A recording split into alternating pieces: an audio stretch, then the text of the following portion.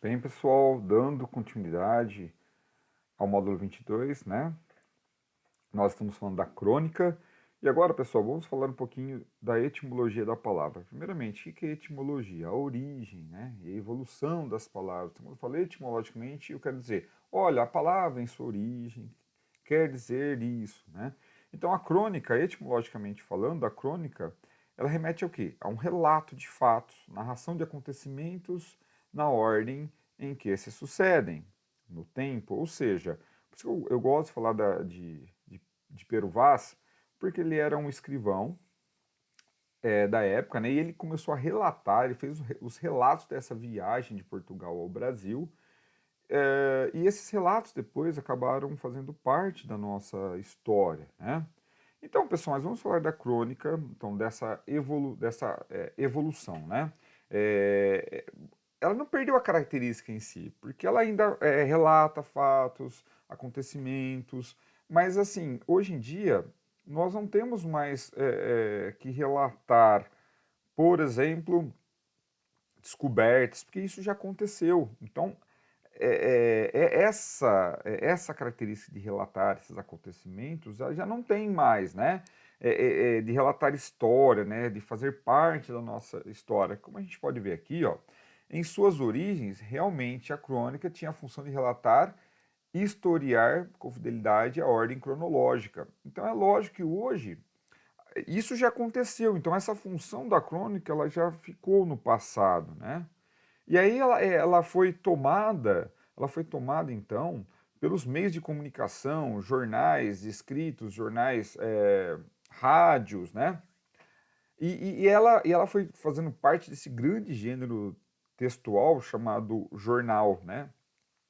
Que é composto de subgêneros e tudo mais. Então, esses textos jornalísticos, né, esses textos que compõem um jornal físico, né, e hoje, né, o jornal digital, ele é composto de em muitas das suas partes, ele é composto por crônica, assim como outros tipos de gênero, tá? Tem reportagem, tem manchete, tem classificado, mas também tem a crônica, tá? Então, a crônica, ela perde um pouco, né, da sua etimologia, de relatar algo histórico, né, acontecimentos históricos dessas ordens cronológicas e tal, mas de forma pausada, né, ela não narra do início ao fim, são vários textos que seguem uma ordem cronológica, né, e ela passa então a fazer parte de acontecimentos contemporâneos, né. Então, assim, quando a gente fala de crônica, uma coisa legal para a gente falar é que a crônica hoje, né, trazendo para a nossa realidade, ela é um texto que ela pode pertencer ao gênero narrativo. Eu posso narrar, então, acontecimentos do dia a dia, acontecimentos comuns do cotidiano, né?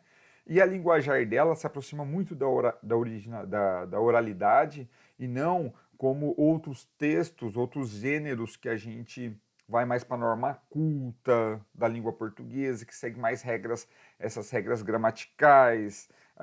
Não que você vai escrever errado, não que você vai escrever de qualquer jeito uma crônica, mas ela é um texto mais simples, pessoal. É lógico que você tem que seguir regras gramaticais, mas quando eu quero dizer assim, que ela não tem, por exemplo, como a narrativa, ela tem personagens, a narrativa, um conto, né? A narrativa dentro dos contos aí, ela tem que descrever personagens, ela tem um enredo, o conto ela tem espaço físico, espaço social, ela tem o clímax, ela tem o desfecho. Então, olha quantas coisas, quantas regras.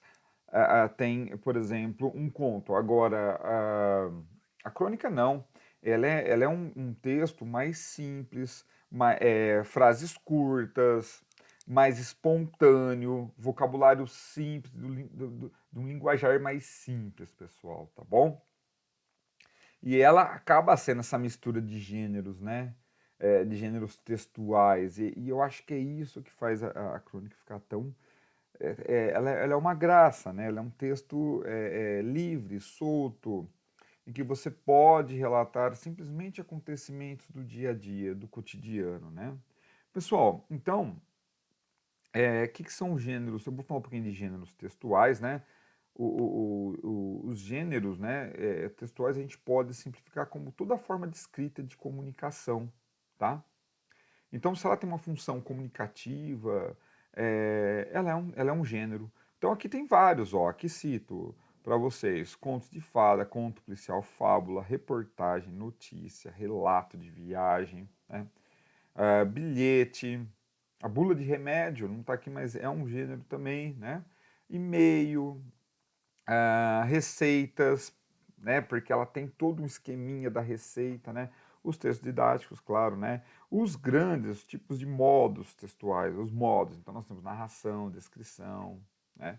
A argumentação. Então são várias formas, modos de textos de gêneros da língua portuguesa. Tá bom, pessoal? Espero que tenha sido claro assim nas explicações, porque a crônica, apesar de ela ser simples, ela não é tão ela é simples quanto ao gênero, mas ela não é tão simples de se interpretar, porque ela acaba sendo uma mistura de tanta coisa, e ela foi sofrendo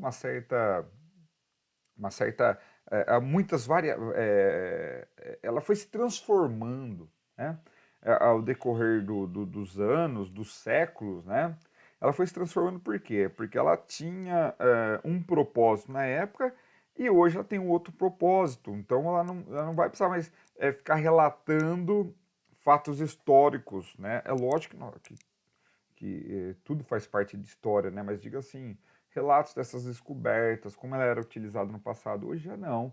Ela é mais utilizada no meio jornalístico, né? Para tratar o que? Assuntos esportivos, políticos. Então ela se caracteriza por ser narrativas curtas, linguajar cotidiano, próximo da oralidade, utiliza-se gírias. Olha como ela é leve, né? É um gênero bem leve. Bom, vamos lá. Dando continuidade, pessoal, eu quero então que vocês façam essas atividades da página 82, né? As atividades da página 83, tá bom? Essas atividades, elas vão, atividade 1, 2 e 3 da página 83, tá? Aí depois tem essas atividades aqui, que está falando atividade em grupo, mas é lógico que vocês não vão fazer nenhuma reunião presencial, vocês podem trocar ideias por vídeos, enfim, mas vocês não vão se reunir, óbvio. Se vocês conseguirem trocar essas ideias por ligações, por grupos de comunicação por vídeo, beleza. Se não, faço individual, né? Aí a gente vê como que eu posso tá pedindo isso para vocês, tá bom? Tá? Porque aqui precisaria ter, lógico, essa comunicação entre vocês, mas essa comunicação não pode ser presencial, tá bom? Se der certo fazer por vídeo, por ligação, beleza, por grupos de WhatsApp, mas se não, fiquem tranquilos que eu não vou pedir essa atividade para vocês, tá? Então, eu peço que vocês façam sim essas atividades da página 83, atividade 1, 2, 3, tá bom? Essa página 84 aqui, eu vou ver como posso pedir para vocês. Aí eu quero que vocês façam